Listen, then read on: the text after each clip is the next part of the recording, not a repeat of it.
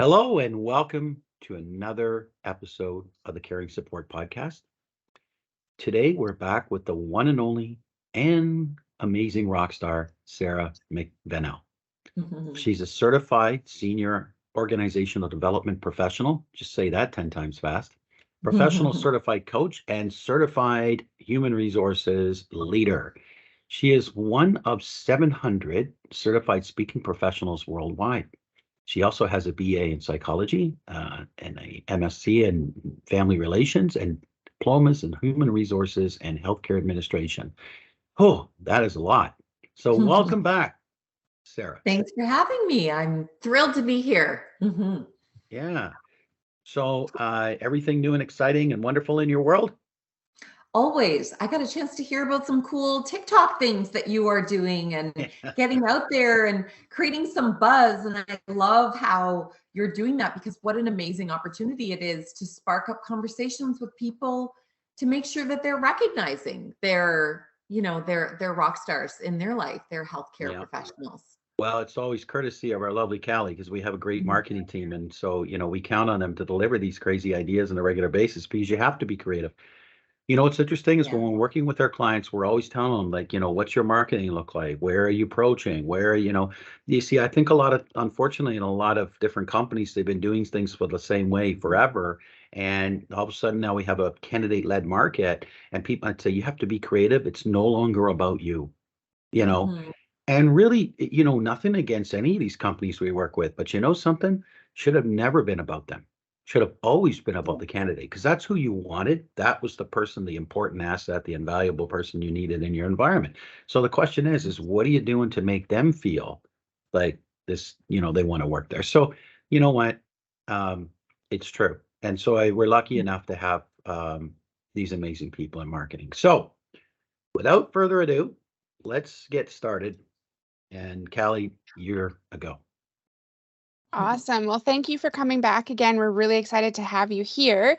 And if you're listening and you didn't listen to the previous episode, you'll want to go back and listen to that one because Sarah was awesome. She told us all about herself and she talked about how healthcare workers can look out for themselves and recognize each other in the workplace. So today we're going to shift things over into how our healthcare organizations can support their healthcare workers and recognize them a little more.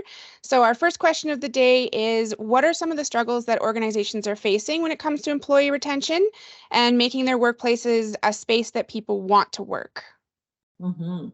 I would love actually to build on what you were just saying, James, about making this the type of workplace that people choose to work.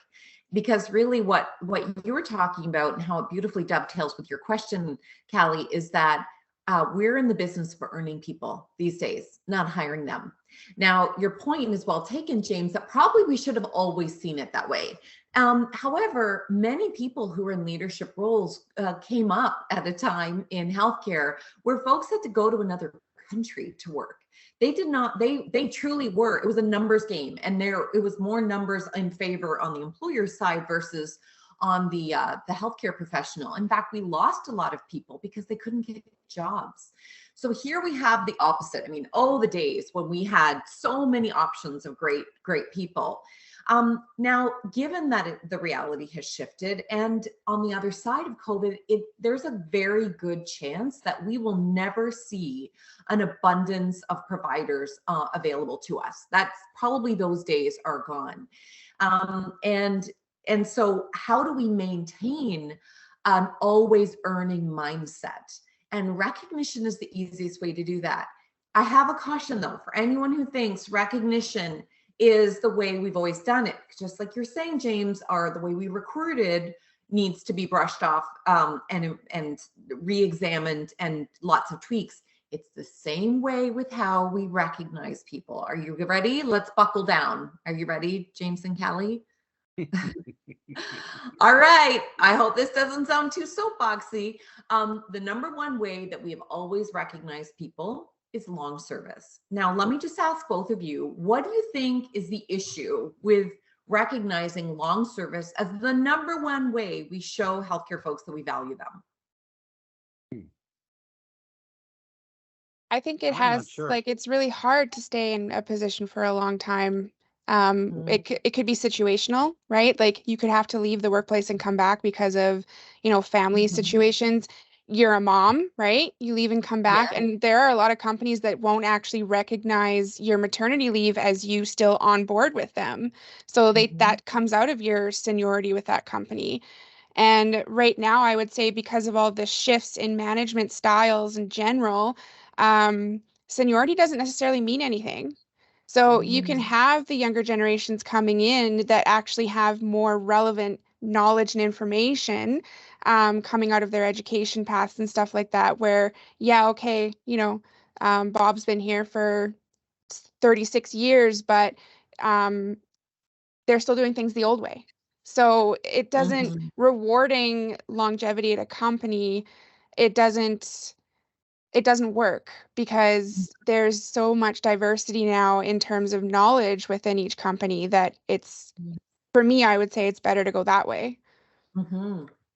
Awesome. Interesting. James, anything you want to add? Sorry? Anything you want to add to that? I'm just going to say that sometimes when someone's been in a business organization for a long period of time, they can often become almost like, I don't want to use necessarily complacent, but there's, are they trying to excel all the time? Are they trying to get to the next level? Are they pushing themselves and outside their comfort zone and always bringing new ideas, new value, new concepts forward? Because sometimes that's, you say, is when we bring in other people outside of the staffing crisis that we have right now. A lot of times when we bring in new people, they bring in fresh ideas, like Callie was saying. They might be exposed to other concepts of thought, newer technology, other ways that help augment the concept of working smarter than harder. Now, but at the same time, I think it's important to acknowledge people who have been in a business and given their all every day to people. I mean, absolutely, because today we have such a hard time keeping people. Most places keep telling us about their retention or turnover problems, and I think a lot of people really haven't quantified what that cost is. Yeah, so many scrumptious things, and I think if I could bottom line it into a key thing that I just heard from both of you is that we get what we reward.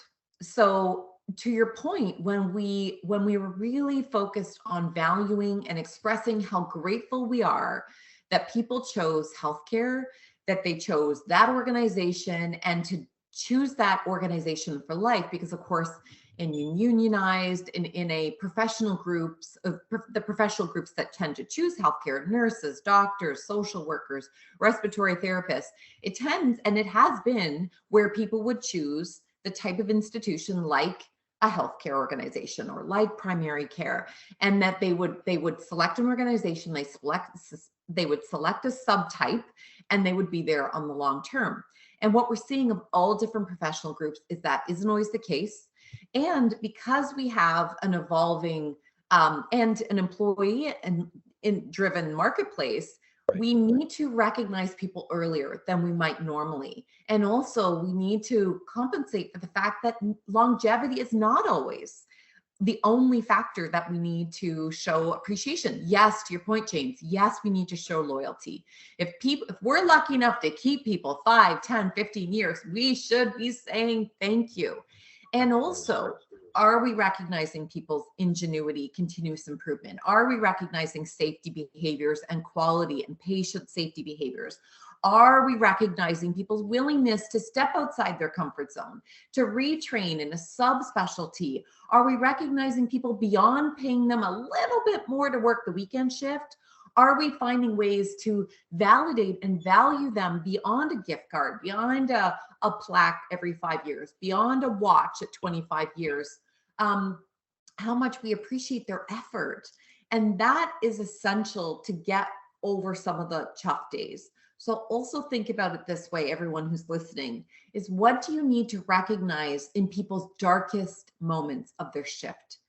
People experience vicarious trauma, small t trauma, sometimes big T trauma, every day as part of the deal in healthcare. So how do we also leverage recognition as a way to insulate against burnout, compassion fatigue, and even just leaving subspecialties to go and do something somewhere else, because if we don't, the long service awards is not going to do it. Just paying people a paycheck, that's table stakes. Everyone gives one of those. In fact, to my healthcare friends, industry may give a better one and give them weekends off. So we need to take this seriously, not because I'm waving my finger at all of you, but I think we can all agree it makes sense. What we recognize demonstrates what we care about, what we value as an organization. So I would flip the script and ask everyone who's listening, what do you most value? And therefore, are you recognizing it, and reverse engineer what recognition and rewards needs to look like in your organization? Yeah, that was awesome, Sarah. I'm gonna tell you that I always tell people that when we lived in a world where, we put value on money and material items and assets and all this stuff, but the truth of the matter is, it's just the way that people feel. So, getting that shiny new watch and everything, as important as that can be to recognize a milestone or whatever it is that was accomplished in that organization, that's great. And that's nice for a while. And then after a while, that polish is gone. What really, really resonates is when people just feel heard, appreciated, respected, and then they adjust accordingly, the organization, based on that feedback from people. And then they feel, oh my God, like they actually really care about how I feel, and they're working to do that. Unfortunately, right now, when we talk with a lot of organizations, we see it's you look at every single website for hospitals, home care, health, any form of healthcare whatsoever, and you might as well say it's business as usual. Okay, there's really nothing different there. Business as usual. Maybe still a COVID thing or something that's mentioned in there, but other than that, it's essentially the same. Now we see over here a massive burnout problem, a trust issue with healthcare organizations. They feel like that's been betrayed.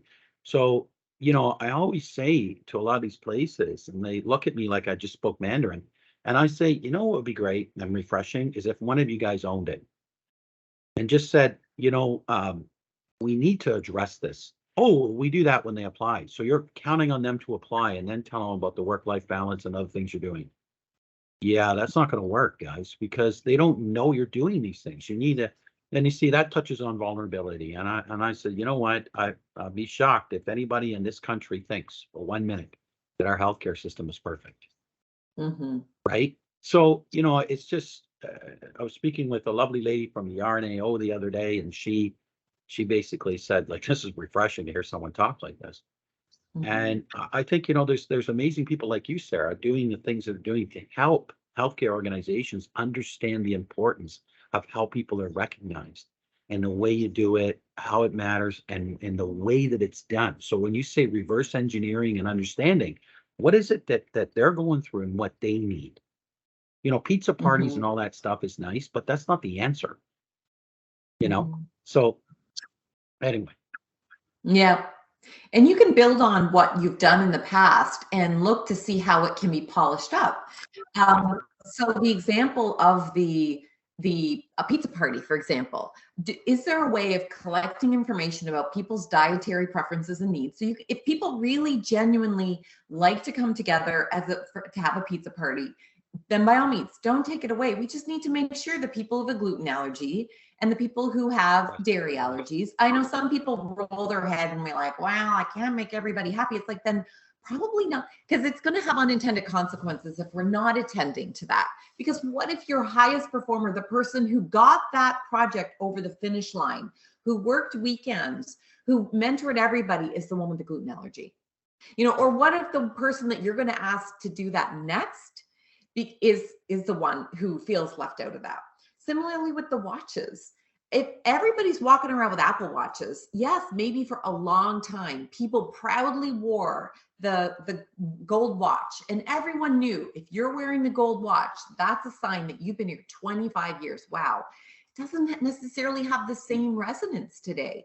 So we also have to look at these things from the perspective of, what if we were to build it from scratch? So we talked about reverse engineering. Also, if we were to build it from scratch right now, what would we do? Would it be gold watches and pins? And it might be. However, if you have a very, let's say, very fit, active, this is your cohort, they're probably going to have Fitbits, Apple Watches, things like that. If it's not, if you have people who tell you, in fact, why not ask them, right? If they tell you, actually, I want something I can wear that shows my pride. Amazing. What would that be?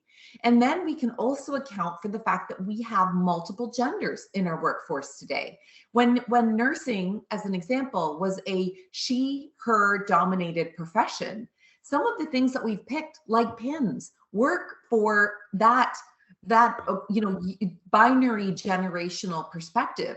We know, however, all generations, and we want to encourage all generations and all genders to work in healthcare. So we also need to look at it from the lens of not being irrelevant to the times in which we are all living. And nobody needs to be the HR person who controls the budget and HR to be reflective of some of these things. And by the way, I should say, I don't want to be criticizing. I sometimes my soapbox can sound like I'm criticizing folks, because we're all doing the best that we can. Yeah. So in actual fact, it's not the people listening to this are the folks who are the most committed to creating some positive people-centered change. So just know if some of these things are seeming like laid out in left field and you're thinking, well, why? Of course, it makes so much sense. Why didn't I do that? Or, wow, we've got a lot of work to do. I don't even know where to get started. This is where you started, which is great. This is perfect. If you tweak one thing, you have one conversation, you look at the catalog, you ask, hey, wait a minute, how do we do it over here where we have got a great retention of our folks, which is not so great over here? I'm just curious. I want to ask a few questions. That's a start. And that's all we need to do is take a step in the right direction. Absolutely. Go ahead, Calvin. Last week, you kind of touched on the fact that you're known as the Frog Lady. So maybe you can tell us again a little bit, what is Frog and where did it come from and how did it start? Yeah. So FROG stands for Forever Recognize Others Greatness. And it came out of an intervention that needed to happen in a labor and delivery unit. These are really passionate, seasoned, most of folks were very seasoned, and they were totally burnt out, compassion fatigued. They worked so hard. And it used to be it was a center of birthing excellence. And it used to be a very high attraction numbers so in other words, there was this great big stack of resumes just waiting in HR for a position to open up. And it got to a point where there was such a reputation for toxicity that had built. Not only was nobody applying, they also weren't staying. So people wouldn't even finish their onboarding with them. And for those who are not familiar with some of the specialty areas of nursing and respiratory therapy and so forth, some of those areas will be 6+ weeks of being mentored before folks can be completely on their own and not paired up. So that's quite an economic burden to a healthcare organization to lose those folks, not to mention the burden of the mentor themselves. So what we ended up doing was going in and asking folks, so we are just getting to know you. Can you introduce yourself, your role, and what's great about you? And nobody said anything, which was really awkward. And so we turned to the matriarch of the group and we said, hey, why don't you kick it off? Why don't you share with us what is great about you? And she said, I have nothing to share. And we thought, oh my gosh, like this is going from bad to worse. But actually she said, because I don't have any greatness. And everyone was shocked at first. And then everyone nodded their head because she said what everyone was feeling inside. There was so much toxicity.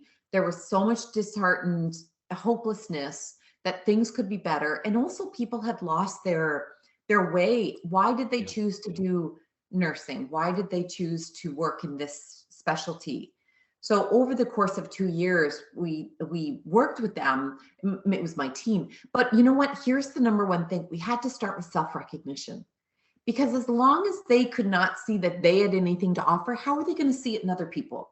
Especially in their most tense moments where things are collapsing all around you, which sadly happens. That's a reality, a burden that we all know healthcare providers face every day, is the potential for that to happen or literally happening, depending on what area and the type of expertise we have. So at the end of it, we asked folks, how will we remember this work? We've worked really hard. You've all worked very, very hard over 2 years to build the type of culture where everyone feels a sense of belonging. And you now have this abundant, full staffing, and so many people want to come work here again. How do we hold on to that? And somebody shared, well, how about Frog? Forever recognize others' greatness. And they literally created frog visuals all over the unit, from frog posters. And anytime they had a celebration, somebody bring in a frog cake or frog cookies. They'd be given plush frogs as thank yous from grateful patients, because people could see that frog was the theme around their unit. And they would frog, even the families, like, way to go, Dad. You haven't fainted in like 5 minutes. They would frog their patients as well as each other and the students and people of other departments. So that was actually the birthplace of Frog, literally the birthplace, right out of the mouths of our providers.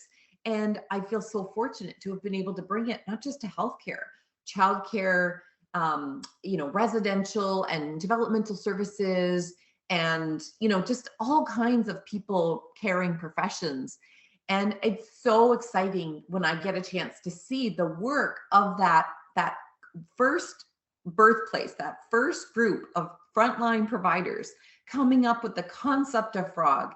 And now literally hundreds of thousands of direct providers now frog each other and experience and remember the value of always forever recognizing each other's greatness.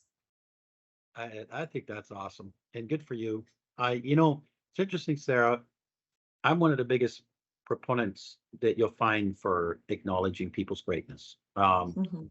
And I'm forever telling people, why don't you tell them, Mhm. And, I know there's always this fear and different things, but when you see something like this transpire, like, and you saw it firsthand and help create this whole thing, and now use this all the time, it's based on the most beautiful thing somebody could do in an organization, just to truly make people get into something and start to go, oh my God, like, I want to do this too. And I want to frog other people. And because I want to do, I want to feel like I want to make somebody else feel awesome. And Mhm. I want them to realize how much we appreciate and love them and everything that they contribute, whether it's the patient, like you say. And we work with a lot of places that hire like DSWs and stuff like that, and working with people with disabilities. And, and in my past too, I've seen that. And I think, it, when people talk about, how they should handle stuff, I said, folks, you know what? Anybody, no matter who they are, what disabilities they have, whatever, they just want to be accepted. They just want to be part of something special, and that's it. They're not asking for special treatment. They're not asking for kid love stuff. They're just asking to be accepted and to be acknowledged when they contribute to. So I think this is awesome what you're doing, Sarah. It's really, really awesome to see. I love it. Thank you. Thank you. So it can be difficult for people to bring things up when they're feeling unappreciated, or when they are feeling things like burnout, compassion fatigue, or maybe they're just unhappy with how things are going. So do you have any suggestions on how healthcare workers can open that dialogue with their management teams about these things, and how they can go about, having that conversation? So the very first thing I would suggest, if folks do not have a tool already in which to reflect on their degree of compassion fatigue, I would get one. I have one on my website, greatnessmagnified.com. Under cool stuff, there is a compassion satisfaction and compassion fatigue one pager. So what does compassion satisfaction look like from a behavioral, psychological, and physical standpoint, right through to what are the signs that it's transitioning into compassion fatigue and then outright compassion fatigue? Because it's very hard to have a conversation when we don't have a common language. So that's the first thing. What is going on for you? Being aware of that. And then maybe having a conversation with some other people that you know, like, and trust in your area to check in about how they're feeling. Because you may actually find not only are you able to get some support from your peers and your colleagues, which may in fact be what you need immediately before you can bring this forward to leaders or HR or occupational health, wherever you can find some additional resources and support, because often that we've studied a lot on and understanding stress better now, and tend and befriend when we take care of each other, and when we build a deeper social network. That actually, those are key stress management techniques beyond the face freeze, all of the traditional ways in which we think of stress. And then I think, once we are aware, and we also, speak with somebody that gets us and is in our area, then we can start looking at, with our leadership team, about what seems to be experienced, whether it just be you or a few of you talk about, these are some of the things that we're noticing is slipping into compassion fatigue. And as soon as we label some of those things, like rising sick time and injuries, and that's the language that management is accountable for. So it's bringing it from the individual experience into the accountability factor. And it's not that leaders don't care for their people. It's not like you can't say, and I'm feeling a little bit low, I'm feeling lower, I'm having a harder time jumping out of bed and feeling excited. It's not that leaders don't care about that. It's just of the crushing burden that is middle management in healthcare. And I don't mean to be overly dramatic, but literally, as somebody who's been in those roles, right through front line management through to senior leadership, I'll tell you, it's very hard. If we haven't walked a mile in a healthcare leader's shoes, it's very hard to comprehend just how exhausting, emotionally, physically, socially exhausting it is. And you have a lot fewer people to lean onto for support, that's for sure. So it actually is a benefit to the leader as well as to you, to be able to, for your voice to truly be taken seriously immediately, is to talk about some of the reasons why we cannot ignore it. It literally is too high stakes, and we are all on the same page about that. So you may feel comfortable as well talking about those things because they're not quite as emotional or personal. So what are you noticing? I've noticed that people are calling in sick, or people are not as willing to take up shifts. I know I've been able to take on more shifts. I'm feeling tired. We've had 3 people in the last 2 weeks who have filed for musculoskeletal injuries. And we know that there's a tie with the physical body and the emotional burden of healthcare. I think something's going on here. I know I'm feeling it. You may be feeling it. I suspect other people are feeling it. What can we do about this? So notice how it's not about, we need to talk about compassion fatigue. We need to talk about what's going on through the experience of compassion fatigue. And we end up addressing it by talking about what specifically we're seeing, because healthcare folks are used to tangible evidence. What is the evidence that something is going on? Because as soon as we talk about behavioral, quantifiable, measurable things, now we're talking the language that all providers understand. Yeah, it's interesting because, a lot of times people, they want to see something that's quantified in results and seeing the impact it creates on productivity, on looking after patient care, et cetera. And then they're going to maybe act accordingly. There's a lot of people who struggle to have these conversations that and they, but in today's day and age, we really have to start getting on top of all this stuff, purely because it's so easy for, we'll say, a nurse to just go down the road or go somewhere else because they're wanted everywhere. So, it's incumbent upon the healthcare organizations to really understand what people need and want, and how we work with them and make them feel like, they don't want to go anywhere else. Even if the other place paid a bit more, they have to think about, am I going to walk into this? Am I going to have to deal with a toxic, environment? And that's just not worth it, right? Mm-hmm. For the sake of a few And the more dollars. research is showing that people won't put up with it. And then this is not just healthcare data. This is broader based data that people are 10 times more likely to leave a job, even if it pays a little bit more, to go somewhere where there isn't bullying and incivility. 10 times. Right. And we all know, in fact, a wonderful expert out of the US who serves organizations all across the world, who is a bullying and incivility expert in healthcare, Renee Thompson, she would be able to tell you firsthand, if she were in this conversation, that one of the biggest risk factors of something that has largely gone unignored, because in fact, we have such a history particularly with physicians, where they have been bullied all throughout their education, and then they get to a point where they are working as professionals, and then we're saying to them, well, you can't be disrespectful, physician. They have literally been abused and bullied their entire education. And I'm not saying that makes it right. They shouldn't be given then a pass, like, oh, well, this was their experience. It's just, we need to talk in the language of expectations and empathy. So what is driving this person's behavior to be this way? So yes, we can look at it from the turnover and retention issue. The other thing we can look at is, it doesn't make any sense that people who have dedicated their life to caring for people would behave so rudely and badly to each other. There's got to be a reason. And as soon as we look at that, we realize that actually the systems in which people learn, get onboarded, grow, work in are actually the more flawed situation. It's not the individual, it's the context that we need to address.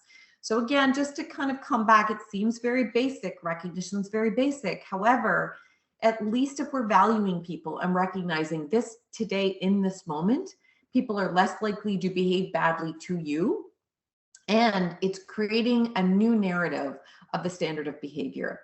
So, I know we can talk like all day long, and we've got busy folks. And so I forgive me if I'm sort of going on and on about this, but because, we can't land the plane on all of those systems. However, again, look at what you want to see more of. Recognize the things you want to see more of.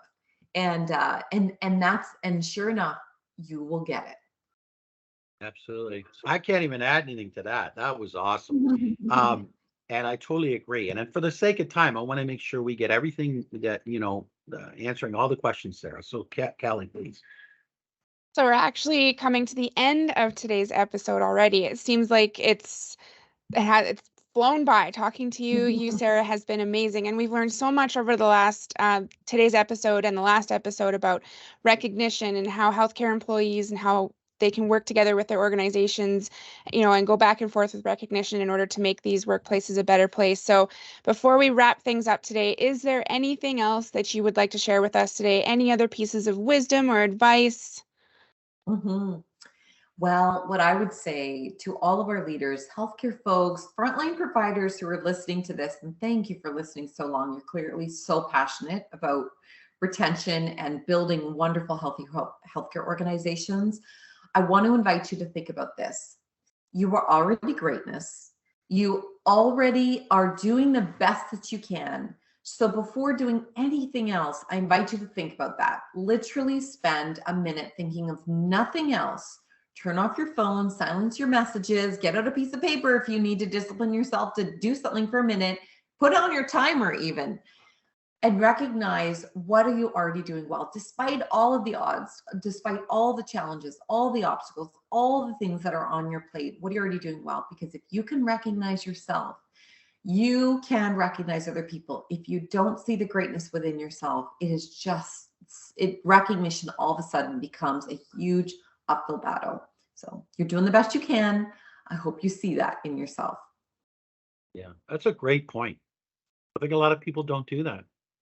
They don't do that in a lot of things. So they don't really know who they are, and they articulate that. It's funny, an analogy I use with this is when we are doing lunch and learns with schools, we lead with the top 5 ways to network, and then doing a rock star job interview, and then we show our platform.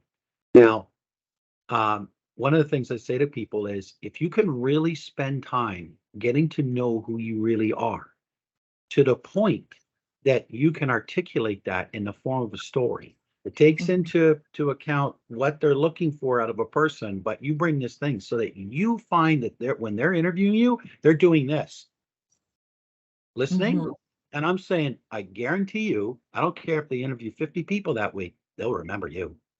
Because they'll be going, oh my God, this person, like, they knew who they were confident in delivery, not cocky or arrogant, but the index came in and they told a story that made them go, oh my God, this is the kind of thing we want to see in our environment. We want somebody really gets involved, really helps out, really sees the deeper meaning behind things, correlates that to their mission of that company along with their personal values. And, really at the end of the day, like, I think a lot of companies would be, or like businesses and organizations would be going, my God, this is the kind of people we need. Because it's the same old thing with emotional intelligence. I mean, I tell people it's very hard to help other people if you do not first make sure you're okay. Right? Agreed. So, yeah, this has been great, Sarah. I just want to thank you. We want to thank you so much for being here with this 2-part podcast. It's amazing what you're doing, and it's of extremely important value. So thank you. Well, and thank you for helping our providers and healthcare organizations be able to find the people that they're looking for. Absolutely. Yeah. Yeah. Wonderful. Thanks so much. Thank you so much. Take care. It was Have a great to great talk to day. you. You too.